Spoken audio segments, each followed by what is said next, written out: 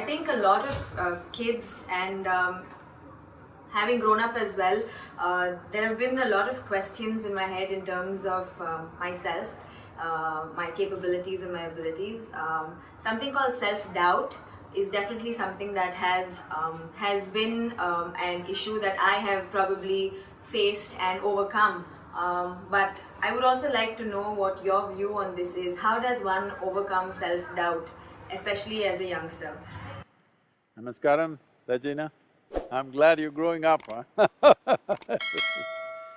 I know everybody is telling you, believe in yourself, believe in yourself. I would say, please doubt yourself. Whatever is going right or wrong in your life, first thing is to see, maybe it's me who caused this. Look at it carefully, if it's not you, then we look at others.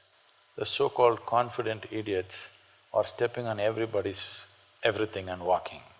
Self-belief or any kind of belief will bring you confidence without clarity. The level of damage that's happened to this planet and to life around us, everything is because confidence without clarity. If you had little doubt about what you're doing, you would think 10 times before you do something, isn't it? And that would be a sensible world. I want everybody to have some self-doubt. Anyway, coming to physiological and psychological growth, when we say growing up, there are many dimensions to a human being. There's physiological growth, there's psychological growth, there is emotional and other dimensions of growth in a human being.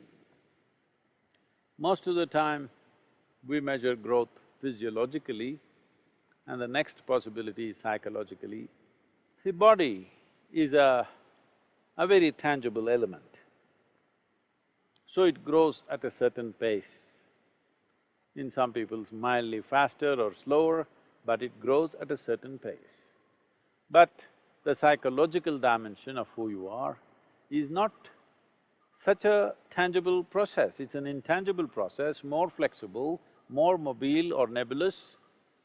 So it should be able to grow well ahead of your physiological process. If growth pangs, if people are having, it is mainly because their psychological growth is not one step at least ahead of their physiological growth. So, though the same things have happened to trillions of people on this planet forever, still it looks like it's happening for the first time in the universe and they're surprised and they're shocked and many things. This is just because their psychological growth is behind their physiological growth. This is very important. In a society, we create a situation where every child is psychologically at least one step ahead of their physiological growth. If you do just this one thing in your life, you will see whether it is adolescence or middle age or old age, you will not be surprised by anything. You know how to deal with it, you know how to handle it, and there will be no shocks and upheavals in your life for simple processes. Right now, people are living in such a way that toddlers are having diaper problems, teenagers are having hormonal issues, middle-aged people are having middle-age… middle-age crisis. Old age, of course, people are suffering. Tell me one dimension of life people are not seeing as a problem. Life is not a problem, life is a certain process. The question is only, have you prepared yourself for the process or not?